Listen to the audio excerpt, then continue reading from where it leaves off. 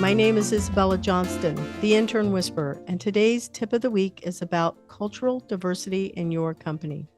There are 3 factors that can provide insight and improve diversity, equity, and inclusion. The first one is knowing yourself. It defines who an individual is, your capacity to change and develop over time, and resilience in the face of a challenging situation. The more you understand yourself, the more you have to bring to the table. The second one is knowing others.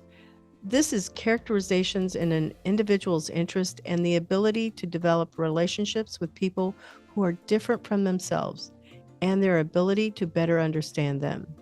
So once you realize it's not all about you, it is also about those that are around you, which is servant leadership principles, you're going to understand others. You'll know them better. The third difference is for improving cultural diversity in your company is bridging the differences. That's where you measure an individual's interest and ability to see and understand multiple perspectives and their sensitivity to inequities, to power, differentiations within organizations and situations. So again, bringing peace to a situation, resolution, and using problem-solving critical skills and improved communication to make that cultural diversity in your company something amazing. So welcome to the Intern Whisperer. The show is all about the future of work and innovation.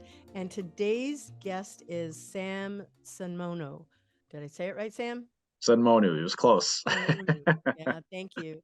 He is a partner at 8Cast Corporation that helps companies sell more high-ticket B2B deals with personalized cold email. And I'm going to tell a little story of how we met, just so our listeners know. Because typically for all of our listeners and our viewers on our YouTube channel, I don't respond to any of those cold emails that I get where it says, "Hey, Isabella, quick question." Sam's approach was so unique. It actually piqued my interest, and I have never done that. And so that is why he is here. He is quite very, very creative, and I just cannot begin to hope that you will do business with him. So welcome to the show, Sam.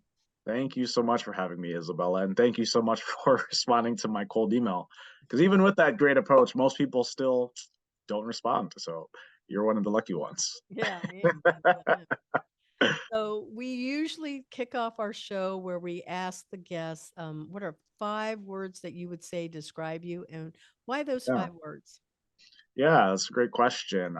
So first I would say is creative. I since I was a kid, I've always been like very much in my head and like daydreaming, fantasizing. I used to play a lot of video games, used to play with a lot of toys, and like used to like come up with like stories.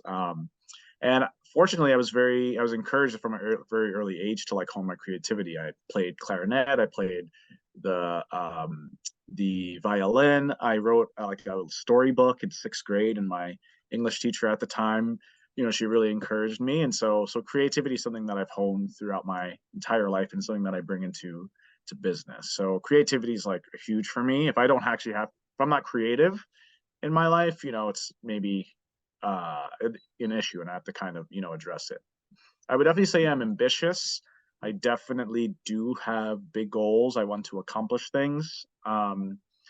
Starting a business, helping startups. I've worked pretty much in all startups and small businesses for most of my career, and so want to kind of help people take something from zero to something.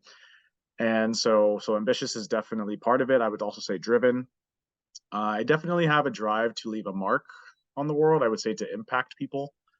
One of the best things about what I do is seeing the impact day to day, right? Whether that's helping somebody, grow their business, or just even helping a fellow entrepreneur just deal with the ups and downs. So I have a lot of drive to accomplish things to help others. And I guess I would also say I'm pretty thoughtful. As you can probably tell with my approach, I have I not necessarily the biggest believer in transactional relationships. I think that being thoughtful and being appreciative are very important traits, especially for people that are trying to do business today. And I also try to do that in my interpersonal relationships. And the last thing I would say is kind. I really try to find ways to not harm people, whether that's just having a bad day and saying nasty words, because you really can impact people through your words, through your actions. So trust trying to leave the world a little bit better than I found it. Mm. I like that very, very much. I didn't tell our listeners how you approached it, but it was those words that you just used to Hmm. describe you, quite frankly, because you looked up what my company is. Many Hmm. times people get it wrong. They give a different name, Intern Pursuit, which it used to be.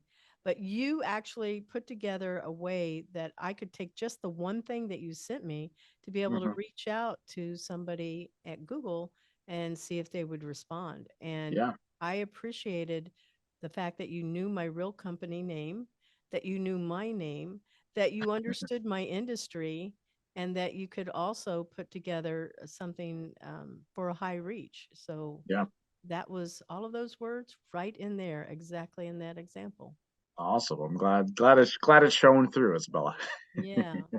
So the next thing is let's talk about where you went to school and how you got Hmm. started and not Yeah. everybody has to go to school, so it's Hmm. all good. Yeah. No, I mean, it's funny because I went to Duke for my undergrad, Duke University, and I actually it was an interesting experience. I had a lot of fun. Very like, when you go to a school like Duke, it's definitely a very privileged school, but you really get access to like some really, really bright and just very interesting people. And what I liked about Duke versus some of the maybe other, you know, schools of that caliber, like Ivy Leagues, so that it's like very well rounded kind of students. So it's not just like, I mean, it's very academic. It was very academically intense, but it was also, you had, athletics, right? You had fraternity life. You had, of course, many people do like study abroad, but there were like specific Duke programs that were just really cool, and the campus was gorgeous. So I had a really good time, made some really good connections when I was there. And I majored in history, which is kind of interesting. So I was really good at history in high school, and so I kind of continued that in college. I like to say because I like a good story. Now, I don't really utilize any of my history knowledge in my day to day. I do like to follow. I was a political science minor, so I Mm. do like to follow, politics, especially at the intersection of business and politics is really fascinating to me.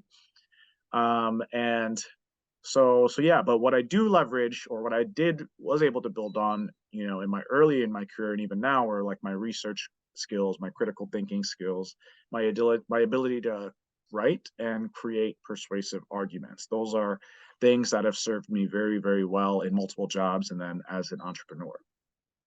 So coming out of college, I really wanted to do marketing. So at first I thought I wanted to become a lobbyist. Did an internship in DC. Realized that that wasn't for me. So plug to internships. Internships are great Yeah. because they help you figure out what it is that you like and don't like, and the experience is great, even though you may never end up going down that path. So I had an internship in DC, and I didn't have a job lined up my senior year of college. Like I had a lot of other friends that were like going into banking or going into consulting, and I didn't really kind of know what I wanted to do, but I know I wanted to do something with like social media or marketing because it was hot at the time. And so out of college, I landed an internship at a startup. It's called Squirrel, and they were doing like online video. And I had that internship. It was a paid internship, but they didn't have enough funding or whatever, so it was only like 3 4 months. So then I had to look for another internship, and that was unpaid, and it was with the HTML5 video game startup. It was like when HTML5 was hot, supposed to be like the next thing. That never panned out, but the guys were really cool. They had actually sold their previous company to AOL. So I remember going up to the AOL offices because they were meeting with, I think, the CEO of AOL. It was actually a cool kind of experience. So it wasn't paid, but it was really just to kind of get my foot in the door. And then my last internship was at a startup called EvoSpend, which they ended up hiring me full time to be the first employee. It was a financial technology startup. So that kind of got me actually into finance. Initially, I wanted to do marketing, and I ended up getting hired on as the marketing and operations analyst. Eventually became like a marketing associate, and over the course of like 2.5 years, I was given a lot of experience, a lot of reign to be involved in a little bit of development, software development, a little bit of marketing, a little bit of sales, some fundraising. It helped put together our pitch decks and financials. So it was a great experience. And yeah, so I don't know if that's maybe I don't know if I answered your question all the way, Oh, but you did. You yeah, absolutely so did. some And early career type stuff. yeah, I had no idea of Yeah. this background, and this is so interesting to me. So, where are you now? It's 8 cast. Yeah. How'd you become a partner? And was there anything Yes. in between those internships to then? Yeah. So before I became a partner at ACAS, which is my company that I founded, I call myself a partner because frankly, I don't want to be a CEO, to be honest. I actually want to the way I envision is a consultancy. So eventually, we'll have a number of different services or verticals that we can offer, and I'll have different partners within each that has like a area of expertise, kind of like a law firm in a sense, Hmm. right? Maybe you've got somebody that does B2B sales or marketing. Maybe you've got, I do some financial stuff as well. But in between 8cast and some of those early experience, used to work at a family office in New York City. So small little family office. I was the lead investment associate there. Did that for another 2.5 years. And then in 2016, I went out on my own. I was like, I want to try my hand at this entrepreneurship stuff. So so my parents started businesses. We had two businesses in the family. We had a daycare and we had a dry cleaner. Mm. Dry cleaner failed, but the daycare was actually pretty successful. And I worked in both businesses alongside my siblings and my parents. So kind of, I was maybe not, yeah, I guess I was used to entrepreneurship or the concept of entrepreneurship. And so I felt somewhat comfortable. And right around the same time, went out on my own. My oldest brother started his own sales consulting business. And so we started collaborating and working together. And actually, that's when I started sending out cold emails and realizing, like, oh, this like companies need help with this. They need help with fundraising. They need help with sales. They need help with marketing. And so, fast forward after just doing that kind of contract, freelance type stuff, I worked with a number of different companies. I decided to incorporate it in 2021 as a formal, C corporation, and take it from there. Wow. That sounds very, very exciting. I'm curious, why did a dry cleaners business? Because I would have thought that would have been opposite, honestly. I thought the dry Yeah. cleaner business would be very, very profitable and successful, whereas the daycare, it's so heavy with insurance and liability. That Hmm. one would not Hmm. have been. Why? Yeah, so great question. I mean, so I guess I'll start with the dry cleaner. So I think there was a few mistakes, and I love my parents, and they tried. So this is not like a knock on them, but I Failure think is how we learn. So right, it's exactly. okay. Yeah, and my dad is totally cool with it. It was kind of his idea because so we had the daycare was successful, but it's still like a mom and pop, like we had two like daycare centers, like like a house that we converted. And so there's I think a few things that make the daycare a little bit more. So one, you get government funding. You can get government funding for especially if you're dealing with lower income type of families. They do get government assistance, so it is a little bit, or at least back then. I don't know how it is now. That did make up a significant amount of the money that the business was bringing in. And then I just think my mom had a passion for kids. Like she loves kids. I have quite a big family, and so I don't know. I guess they just made it work.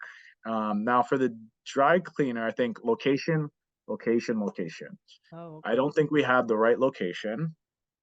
Like it was a dry cleaner on Long Island, like in actually a well-off town, but I just don't think the location that we had was like great for it. And then I just think there's just lots of mistakes that my parents made. Hiring some of the wrong people who stole money and Yeah. did some, all types of things of that nature. I also think, we did open up a second location at one point to try to, generate more sales. And I think that was probably a factor too, right? Because if you had one location that was struggling, two is probably not gonna, Yeah. make it better. And so yeah, so those were some like really core lessons. And really it was, a sales and marketing thing. Now for the daycare, it was easy to market because my parents bought a house in a relatively, I guess you could say, low income area on Long Island. Catering to a lot of, African American and Hispanic families. And so, you just had your house and you had a sign for the daycare, right? And I'm sure mothers who were in the area, or most likely single mothers, could probably just see the ad and be like, oh, wow, there's a daycare like right down the street from my house. Like, this is perfect. So I think, that location, the ability to market very easily, to think about like your target demographic, I think that was uh, contributed to the success. I've never actually vocalized any of this before, mind you. It's all Yeah. just been sitting in the back of my mind, I guess. Yeah. That's I'm sure that's very, very true Yeah. because the logistics of how you Mhm. described it and who the population is, I mean, Yeah. I would say, Mhm. yeah, that all makes perfect sense, Yeah. honestly. Yeah. Anyway, well, do your parents ask you for advice now? Do they come to you? Because you seem to be doing well. So I would think they do.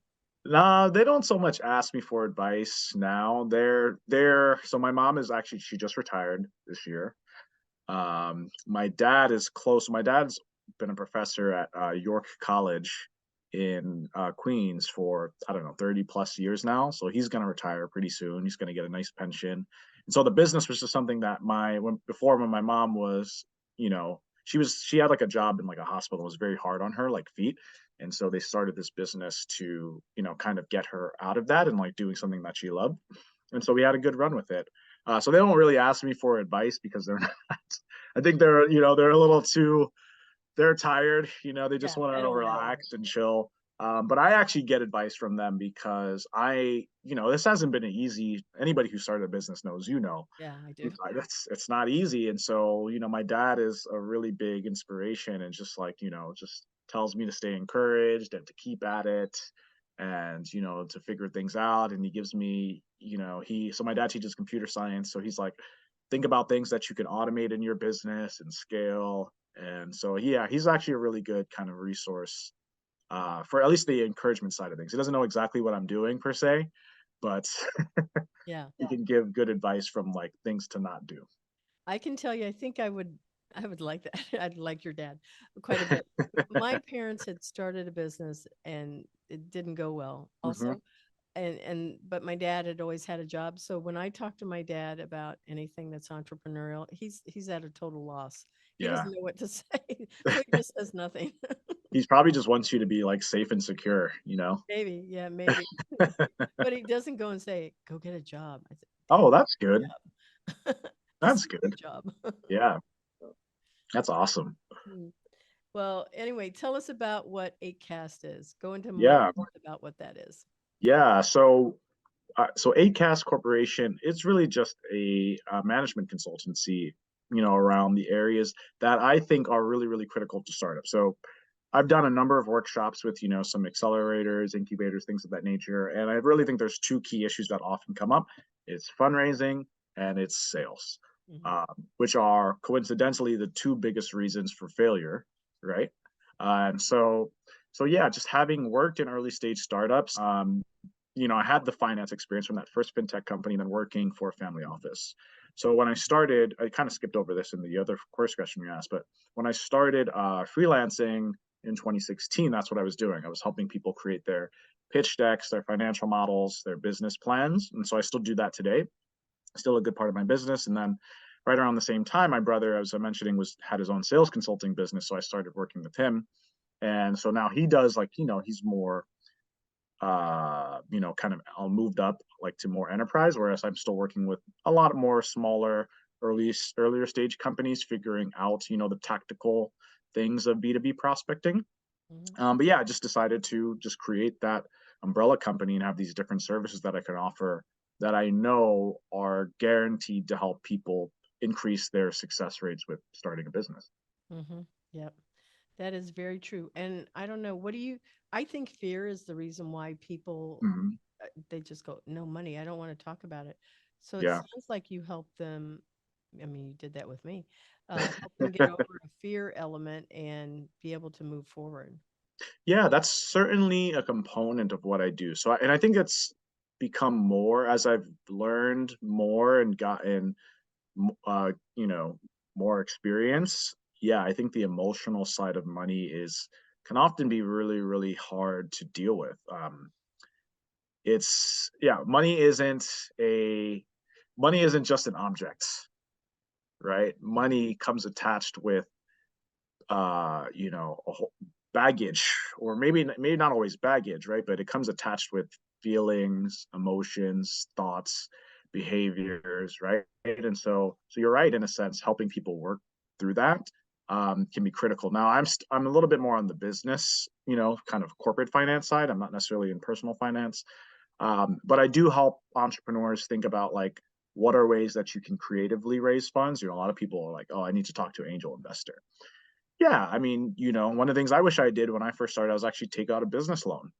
I wish I had known more about sales and marketing and taken out a business loan, to maybe make things go a little bit faster. So I do help people either like see ways in which they can achieve their dreams, maybe ways in which they can present themselves to prospective investors.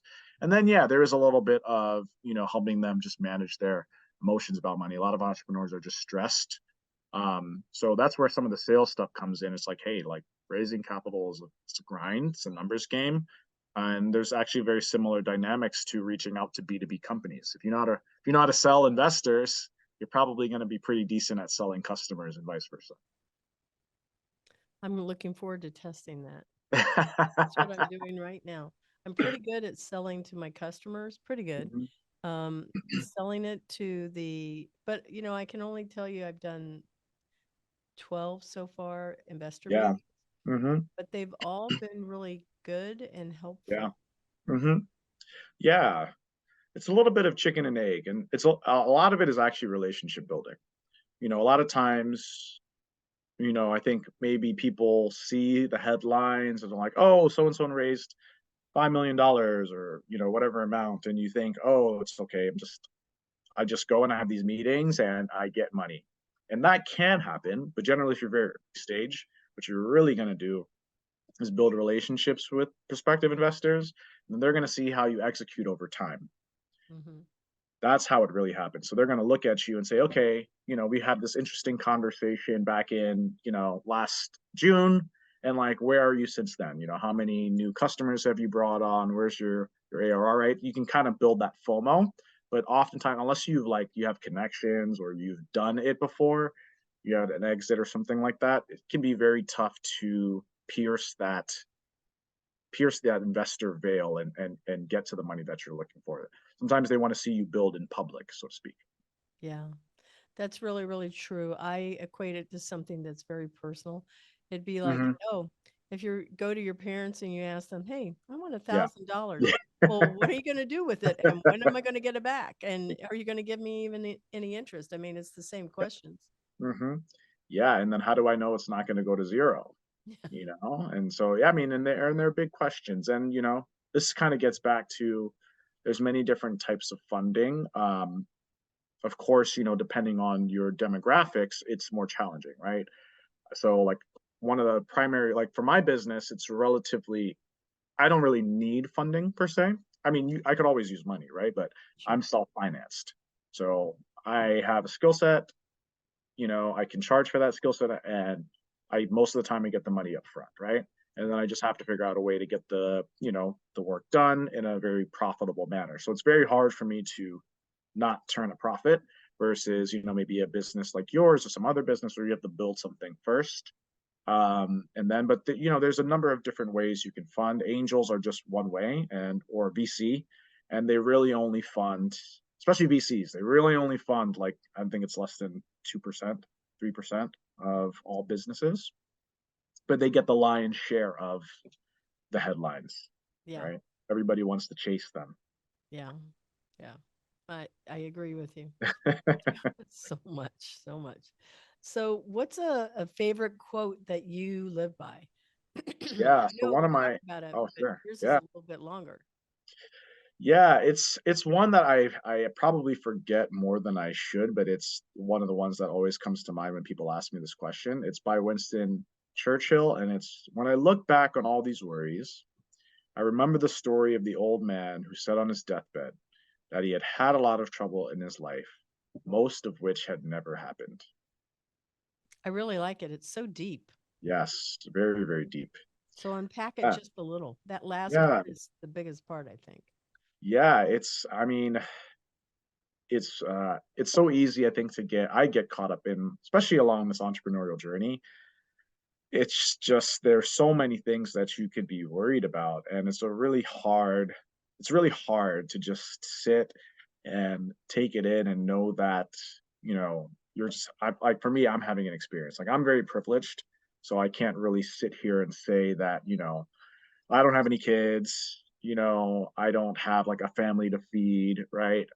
Thankfully, my parents emigrated from, my dad grew up poor in Nigeria and got a Fulbright scholarship to study at the University of Pittsburgh. He got his master's and his PhD. That was all paid for. We ended up moving to a great school district in Long Island, Mm-hmm. one of the best public school districts in the country. And, I was fortunate enough to be around these really smart kids and get myself into a great school. And so it's something that I don't take for granted. That being said, I do have, a lot of, worries. Sometimes they're about money. Sometimes they're about, success, of course, dating and all that type of stuff. And so sometimes it's important to just sit back and just realize that like life is at least my life. I can't talk Mm-hmm. about anybody else is pretty good, overall. Like I could have stayed at my job and continue to make, money working in finance. I still work in finance a little bit, but to me, it was more important to deal with the calling of like my soul or like my being. And so sometimes I forget, but it's hard. I try to, when I find myself worrying, I just try to write or listen to music or do something. I actually like working with clay just to get my mind off it because most of the time, at least in my case, most of my worries are not that significant. And when I actually logically consider them, then I can just take action on them instead of them building up and creating a catastrophe down the road or just frankly never happening. I just went through life anxious. Mm-hmm. Yeah. My takeaway from that quote was the, and I'm just going to summarize it in a short sentence there, is that what I think is important isn't that important. That too. Yeah. Yeah. At the end of the day, it's just, it really isn't. Yeah. Somebody said this to me also. I heard it on the radio. They didn't say it to me. I heard it on the radio. They said, ask yourself this question: is it going to be important 5 years from now? The answer is usually it isn't. Yeah. Yeah. So, Yeah. Yeah. And I think especially as it pertains to money. So last year I traveled, I spent a month outside of the US, in Latin America. And I remember thinking to myself, because I was just thinking about like some of the things that I regretted doing. And like one of the things that came up was just like about money. And then I was like, wait, would money really be a regret? I was like, if I was on my deathbed, would I really be regretting money? Like, no, I wouldn't be regretting money. It was just like it just kind of had to catch myself. Why is that a regret? Like, that's not a regret, mhm, like not seeing your parents, one time when maybe you could have, that's like a regret. Or mhm, maybe you messed up a relationship, a romantic relationship, that could be a regret. Or maybe you're estranged from your kids. But so, yeah, I totally agree with you. Like, that's a very useful perspective mhm. to compare what's worth actually like worrying about, quote unquote, and like Yeah. what's not. And you honestly can't worry about anything that's Thing. not your power. So Yeah, exactly. Yep. anything there for you. So that one go. So that's a really great quote. And I look forward to hopefully hearing some feedback in our comments about that. Yeah, that would be awesome to hear. So, what is the hardest lesson that you learned that changed your life? Yeah, I think I have a couple lessons. So so I guess the first would be about business. So when I first started, I had money saved up. And those first few years, I spent a lot of, pretty much all of like actually all of the savings that I had, just like figuring out. Like it's not like I was like buying anything or like living like but there's definitely like my cost of living was a lot lower than it was when I had a job. But yeah, I think in hindsight, I dove all the way in. And I think in hindsight that I wish that I had planned, or maybe like, I know for some people they can do that, but I feel like for most people, myself included, I think that it was detrimental because I was in a position of like stress in operating from like lack. And I think if I had maybe been more patient in how I approached, business, I think I was very emotional about business. And I understand that there's an intersection between like your passion and making money, right? And you can find that. That being said, I do think that it can take time. And I guess if there's one thing that was really hard for me to deal with, it was kind of building back from like, you know, working for 5 years, building up a certain amount, your mid to late 20s, and then just kind of seeing it all evaporate right before 30. And I remember at one point I had to come back home. And this was actually right before the pandemic. I came back home. I didn't have any money when I was home for about a year. I live in Atlanta while I was figuring things out. I'm like, that was tough. That was tough on my ego. Yeah. And it's tough on my health. I wasn't in the best of health. I wasn't taking care of myself as well as I could have been. And so I think that that's been definitely starting a business been one of the, by far, probably the hardest thing that I have ever done.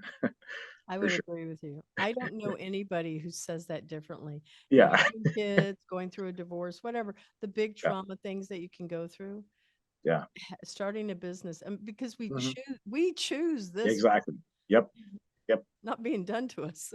Yeah, exactly. Yeah, it's like I'm a masochist or something. I don't know. I totally get it. So, what would you share with your looking back at your life right now? What would you tell your 20-year-old self that you now know that you go, gosh, this would change your world? Yeah, that's a great question. I mean, there's a number of things. I would think I would say, to be kinder to yourself. I think I was, so I've been keeping a journal since 2010. And so when I was 20, yeah, that's actually what probably when I started, because it was Evernote. I don't know when Evernote came out, but I've been using Evernote since 2010. So I can go back and like reread some of my very early entries when I was like a junior in college, and just the language for the first few years of like my 20s was very harsh. Was very critical of myself. Put a lot of pressure on myself. It's kind of negative, and so I think going back, I wish I was just kinder to myself my early 20s. I think it just was dealing with a lot of pressure, just self criticism, self doubt. And I think I would just tell myself that everything is going to be okay. Everything's going to work out. You're going to figure out, where you're going to live. You're going to figure out what you're going to do for your career. You're going to figure out dating, all that kind of stuff. All those worries, I think that 20 something people have, especially early 20s. So, yeah, I would say to be kinder to myself. That's good advice for everybody. Yeah. Well, what is in your life, who in your life has had the biggest impact Hmm. and why? Yeah, for sure. My dad, kind of like I mentioned, just him. I mean, it's funny. I want to go back to Nigeria now, and my parents have like really no desire because it's just not the Nigeria they grew up with.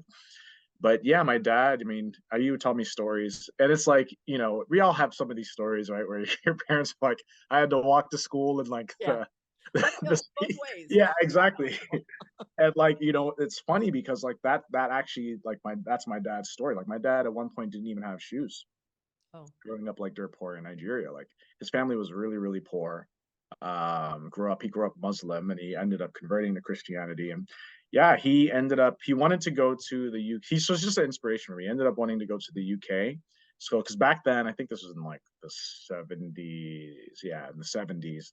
So the UK had like a 1 year master's program, and my dad, he's always been like the first in his class, like in school. Like literally, he had to work to like pay for books for him and his siblings, and like literally would have to walk miles, to the nearest town to go to school. And so he always just did so well that he was able to like get like whatever supplies and things that he needed for him and for his siblings. So he did very, very well in Nigeria. And so I remember he was telling me the story once, like a few years ago, of how he wanted to go to the UK to do that scholarship program, and he ended up getting denied. He was like number one in his class, and I think there was a number two in his class or whatever. And that guy got the scholarship. I was like depressed. Told him to apply for the Fulbright scholarship. It was like, oh, you have to go to America, but you should apply for it. My dad was like, oh, I don't want to go to America. Like, whatever. Back then, most people wanted to go to the UK because Nigeria is a British colony. Anyways, he ends up getting and just ends up making a great life for himself here. And so, you know, my dad and I definitely a lot closer now, I think, than I was when I was younger. I think we used to butt heads.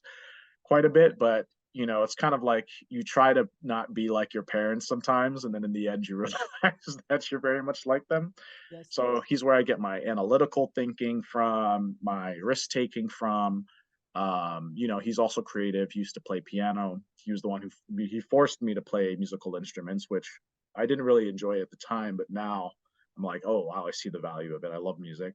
And so yes, he's by far the biggest inspiration in my life.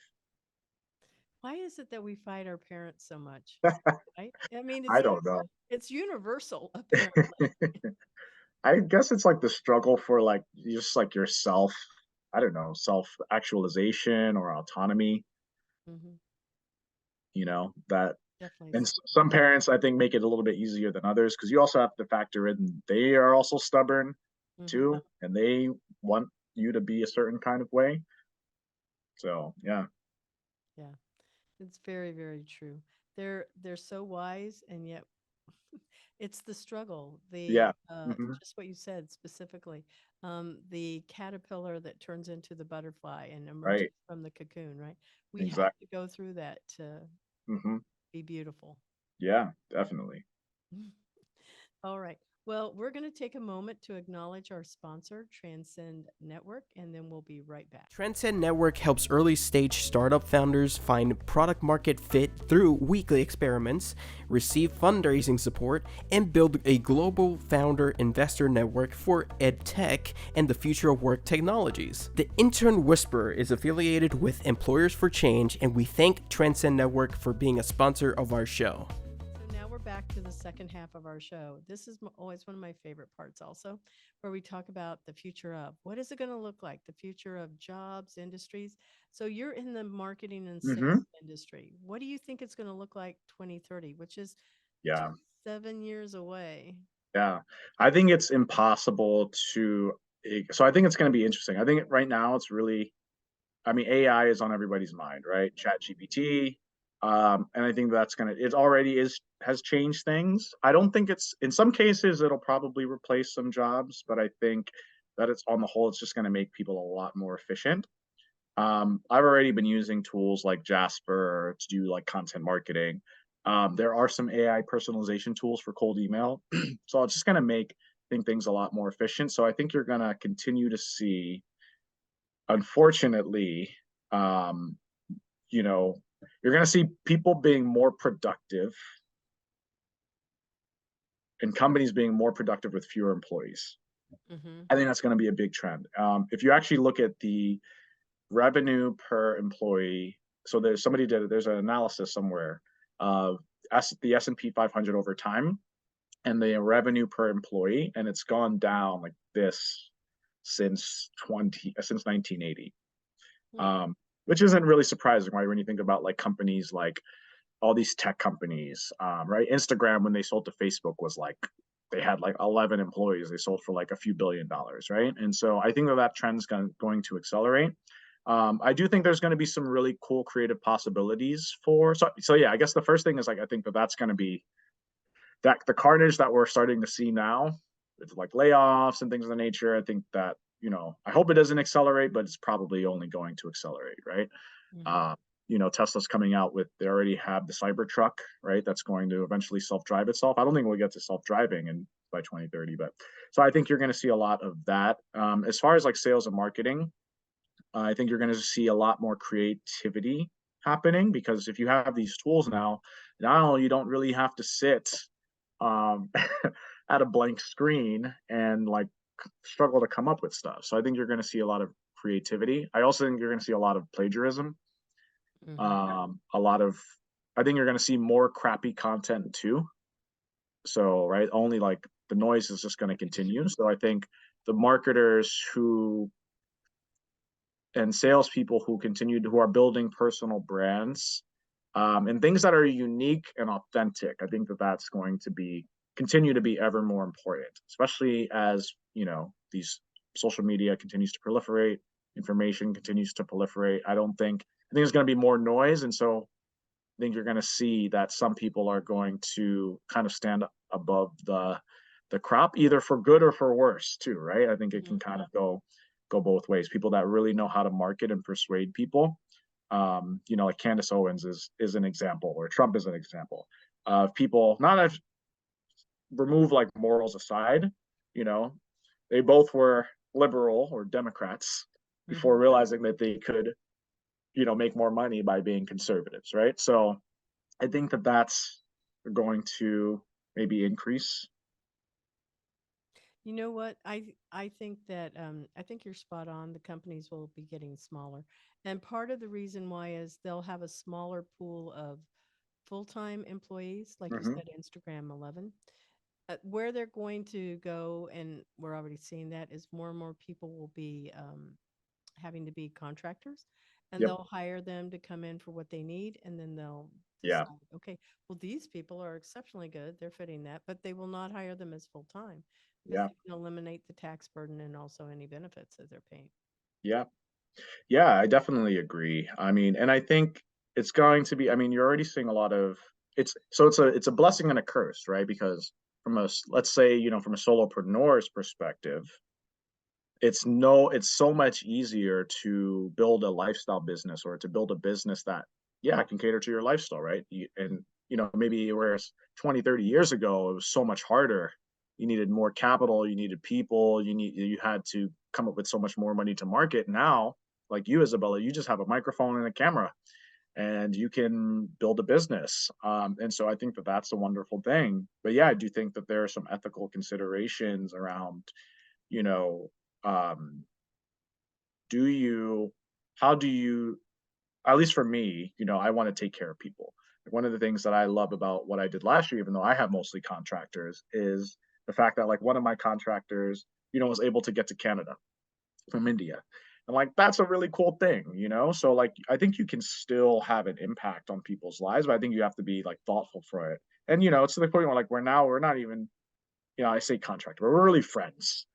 We've been working together, for since 2019, 2020, yeah, 20 early 20 late 2019, early 2020. And so it's just, I think it can be a cool thing. And we've actually never met face to face. It's all over Zoom. So I think, for good and for worse, there's going to be some positives and there's going to be some minuses.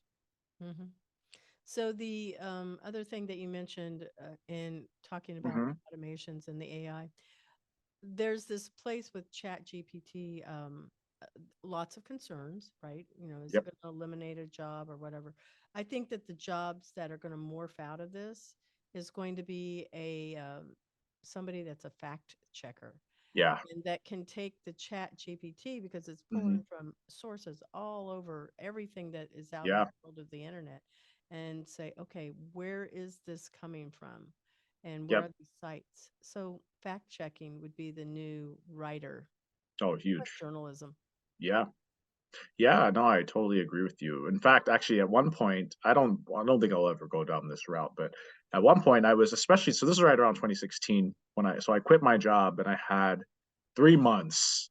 So I Hmm. quit my job, and I actually dove into. I actually made music during this time, and I was just like existing in my. I had some savings. I was existing in my apartment in New York City, and it was like I think I quit in like September of 2016, and right, like Trump got elected in November.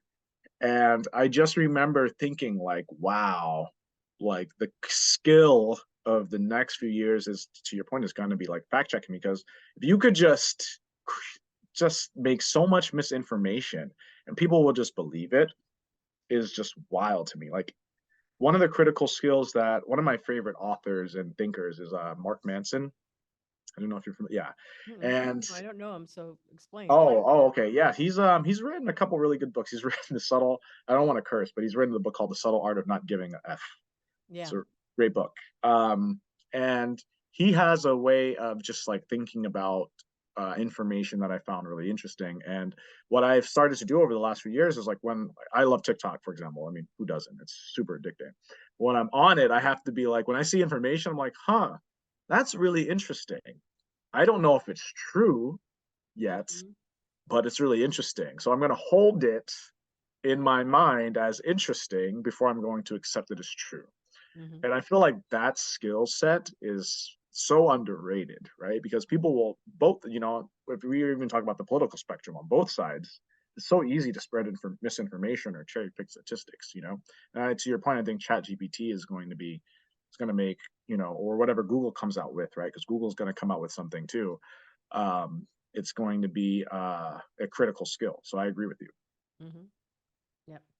I'm not sure what is coming, but I've seen already where there's professors that obviously that company was in stealth mode for a couple of years before Yeah. they launched it out there. And professors, and these are the wise ones, the thought leaders, that Hmm. they're sitting there going, okay, I'm going to tell my students, yes, I want you to use it, and then I want you to go and ask it to write a 5 paragraph essay, and now you have to go and improve on what they give me and make sure you include sites and look for their sites. That's hard Exactly. work. Yeah. So that's a smart professor because they're Yeah. actually teaching them, the research skills that they need to Yeah. have and to think more critically. Yeah. Absolutely. Yeah. I love that. One of my favorite courses that I took in undergrad was a digital writing course. And where we had to create a blog Hmm. around a certain topic. So mine was around music. And like I was taking music production classes at the same time. And it was a really cool project because it was kind of like some of these skills that we're talking about or these concepts like that we were challenged to do. And so I love it when professors, that's like true innovation when you can, I feel like a lot of academia is very Hmm. slow to modernize and to adapt. And so Like it's a great to snail. see. Yeah, exactly. Like Great a to see that. snail. So when I was talking to you about a report that came out that Meta put Hmm. out, their recent report from they published it in January, 1st of January, but it was a report that they did in 2021 about 2020. That's all when we hit with COVID. And Yep. I'm just going to read it. And it says Facebook has been able to garner $25.43 billion. And guess what? That Facebook has made this figure together in the first quarter of 2021. It's Yeah. unbelievable. So it says if things continue in this fashion, this number could exceed 100 billion after the fiscal year. And they were talking about the 2021 year, Yeah. so you said that you were going to check because you thought that Yeah. was bigger. What'd you find? Yeah. So it is a little bit bigger. So I think their Q3 2022 number was like 27 or 28 billion. Mm-hmm. Yeah, 27.71 billion. So I'm assuming that their Q4, which is going to come out probably sometime soon. I wasn't able to find it, but yeah, it'll come out sometime soon. They're probably going to do even more, right? Because that's Q4, which is the holiday Mm-hmm. season, right? So it should be up. So I think when that initial report came out, the growth trajectory for Facebook was a little bit loftier, Mm-hmm. right? This is before all these companies started cutting their growth forecasts and laying people off. I think Facebook has been getting, there's a lot of competition for that company. So I don't think that 100 billion is going to happen anytime soon. But I mean, company making $25 billion a quarter, even if it flatlines, right? Like that's a big business. It's crazy. Yeah, yeah. So much money. And we were talking, and I'm really not that active on Facebook. Hmm.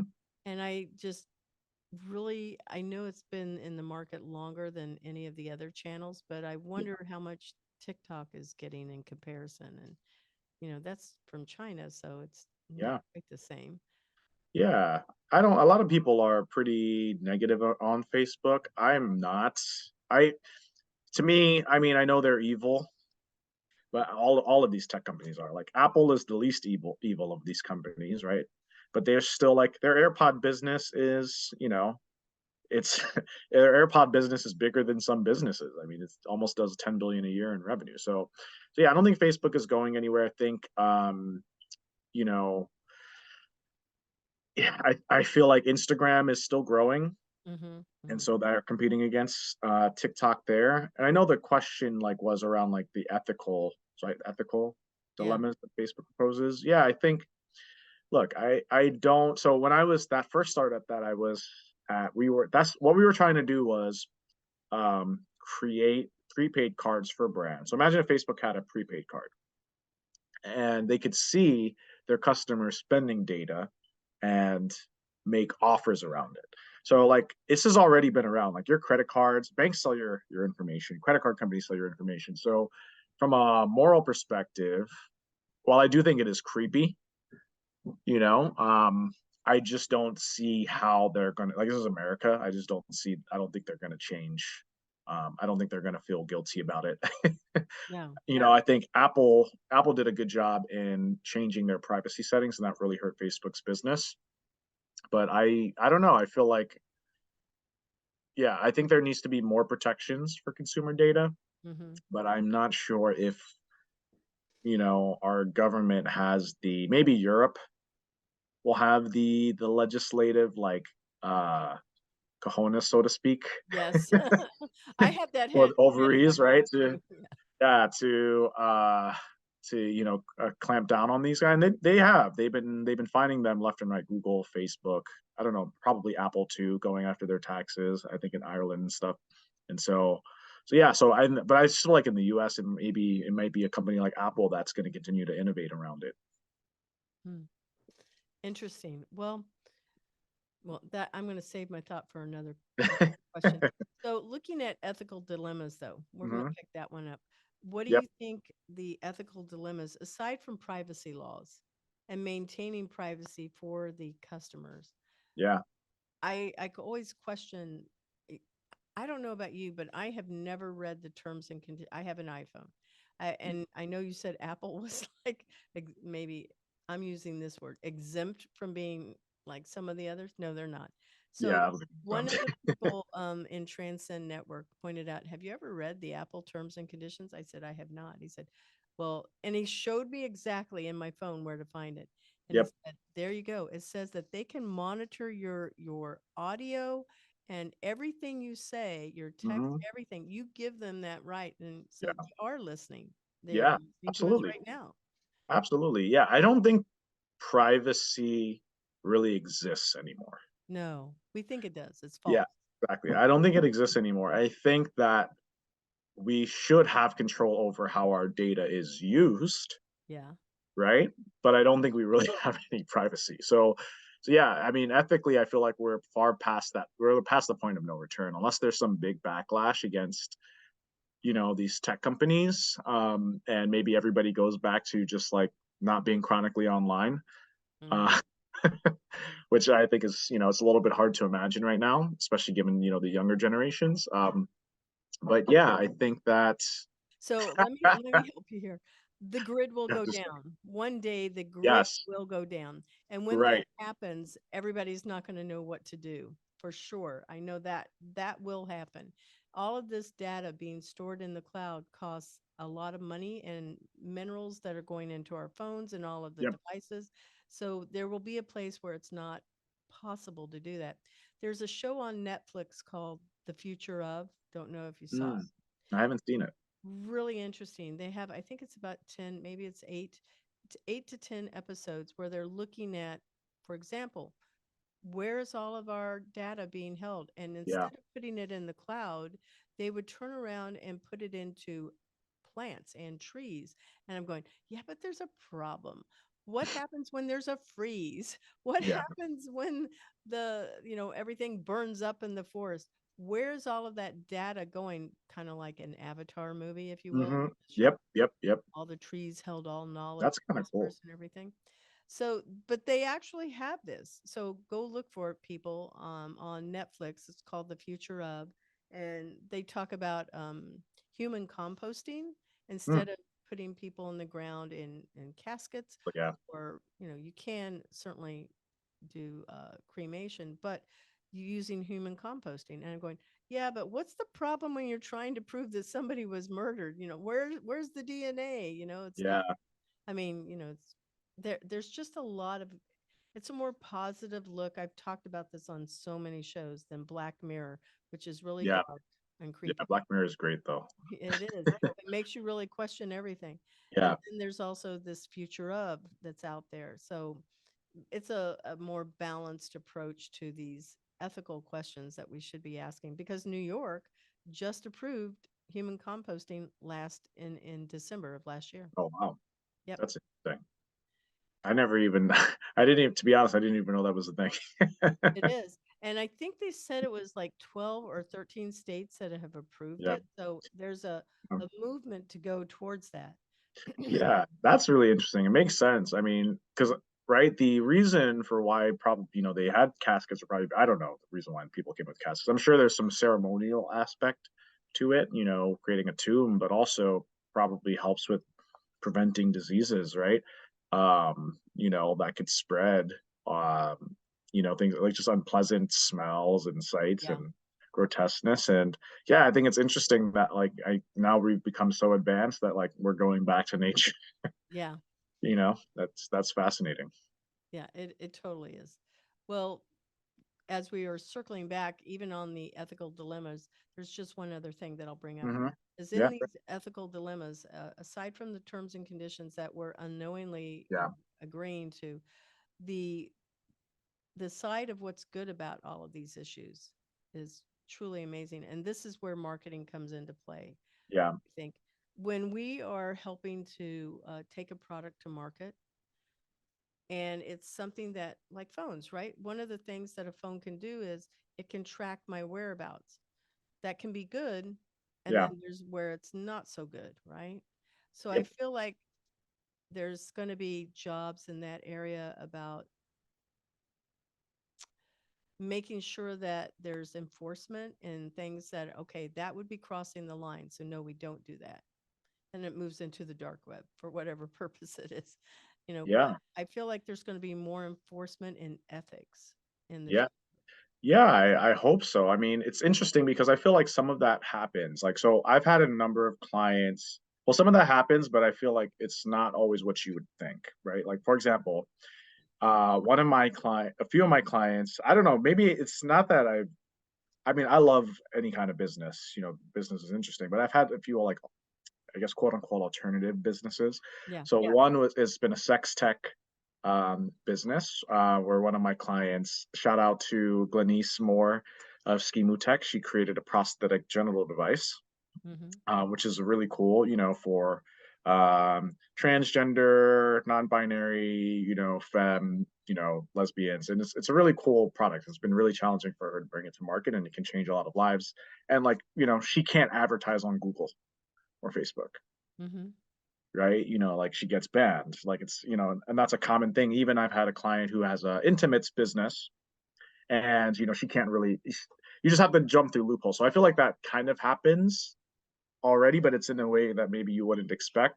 Same thing for, cannabis. I have a few cannabis companies or CBD companies. Now I think, Google and Facebook have relaxed some of their requirements, but like you couldn't advertise because it was against those guidelines. So Right. I think it's really interesting, like, because who's creating the guidelines, right? Like, Right. is it going to be something like where like the CFPB steps in, Consumer Financial Protection Bureau? Is that like, does that fall under finance? Is it like the FCC? Is there, some type Department of, of Health. yeah, some type of independent board for like marketing? I'm sure maybe there is, but I feel like it happens somewhat, and I feel like it's probably run by people in the industry, Hmm. probably in response to regulation, which may not be a bad thing, right? But I don't know. I guess maybe there needs to be more awareness around, um, some type of agency or some type of governing body that can set some of those rules and standards.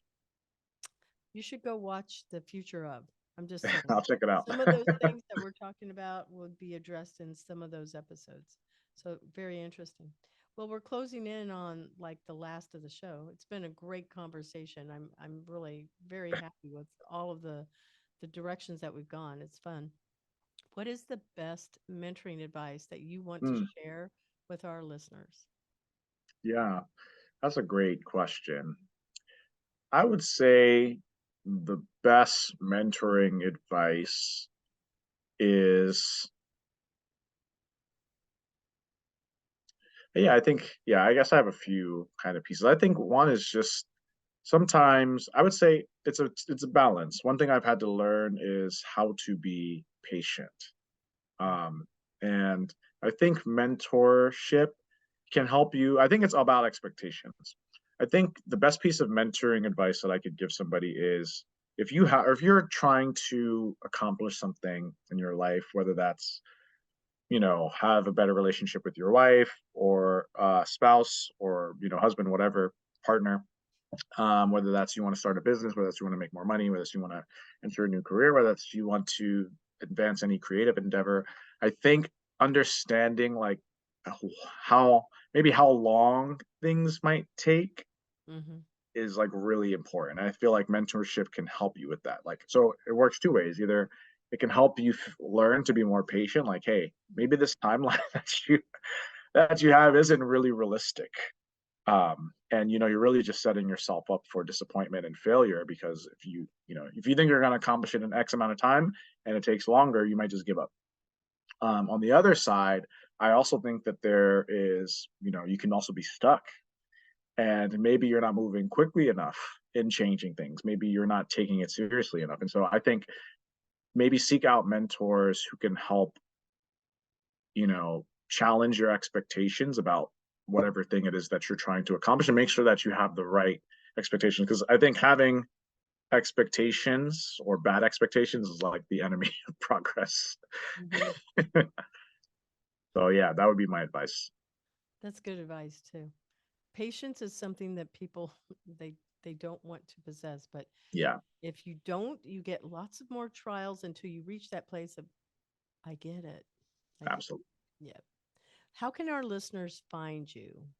Yeah, so you can find me on LinkedIn. I think we have the link, linkedin.com/in Sam Sunmonu. And then also my website. It's pretty easy to remember. It's 8cast, the number 8 cast.co. So Thanks yeah, for sharing that. Yeah. yeah, of course. Thanks Super for having helpful. Yeah, and just so you know, our listeners, we put your LinkedIn link on the me. Mhm. at the end of the at the end of the show on the visual side.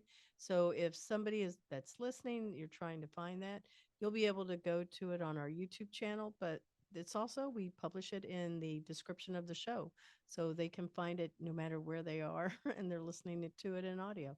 It's Excellent. hyperlinked, so it will send people to you. Okay, perfect. Yeah. Yeah, I'm looking forward to it.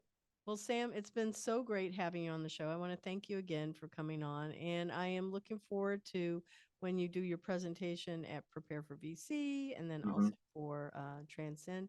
Didn't couldn't tune into all of the times that you're appearing in places.